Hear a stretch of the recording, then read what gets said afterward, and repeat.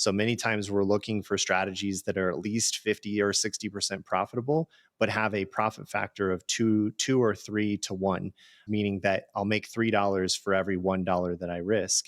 And as long as I'm consistent in that approach and my strategy is robust and it seems to be consistent, even in the walk forward period, it's just a matter of letting the strategy play out now. Every time it takes a trade, it's taking it the way that I expect. It's keeping my risk tight. So the possibility of getting to that point where I've seen a return from it increases over time. The main problem that I think you'll run into often comes down to not letting the strategy run long enough in order to see the benefits of that long-term performance. In general, like when we look at a back test, there should be at least 100 trades in there for us to feel pretty confident that we have tested a period of time that gave us enough trades to verify that there are good results there. And then the walk forward period, we want to see roughly the same number of trades, if not more.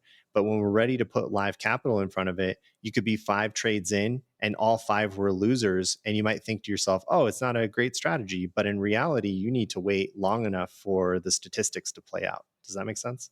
Totally. You'll see here on this screen, Peter, just an example of something I know did. So they set up they didn't want to only rely on the strategy tester for the performance metrics. They wanted to calculate themselves. They factor everything in terms of risk reward ratios.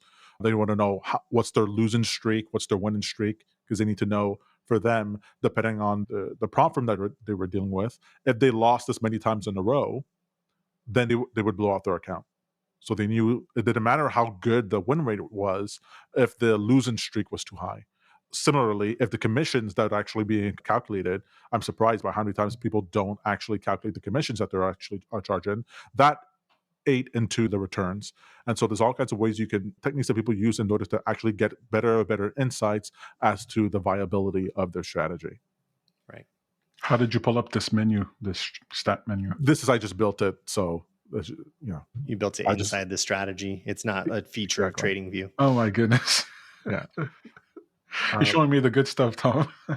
Well, look, some of us have W's, other people they walk. What do you want me to do? Well, for what it's worth, we of course are making improvements along this line to